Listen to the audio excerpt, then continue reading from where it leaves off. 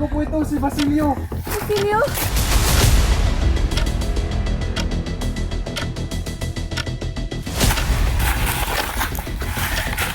Inay!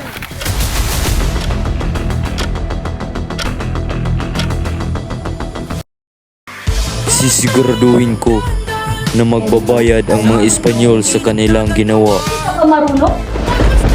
Ay, no! Namuhod ka mo! Di pwedeng mabuta, makinig sa tamang Ay, ito na! Pero wala kang ibang magdadala. Ang mahal mo. taong walang kahulugan. Huwag hahayaang magkanya sa iba. Kawalang sala. Halika na, tuklasin ang mundo puno ng isipanin. Halika na, tuklasin ang mundo puno ng isipanin.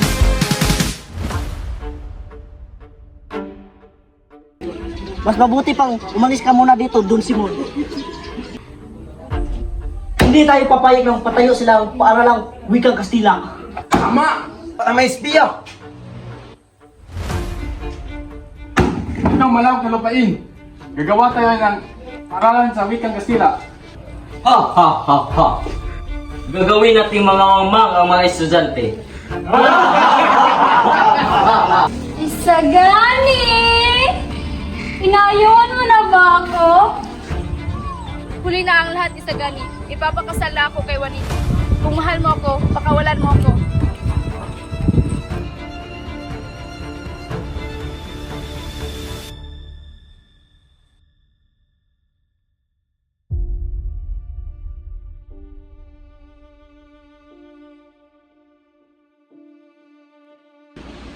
Ikaw, Anito, tinatanggap mo ba ang kabiyak ng buhay mo si Paulita? Opo, Pati. Ikaw, Paulita, tinatanggap mo bang biyak ng buhay mo si Paulita? Hoy, Paulita! Huwag mo ipaya ang ating lahi. Oo, ngayon, idideklara ko kayo ng bagong asawa. Mabuhay ang bagong kasal!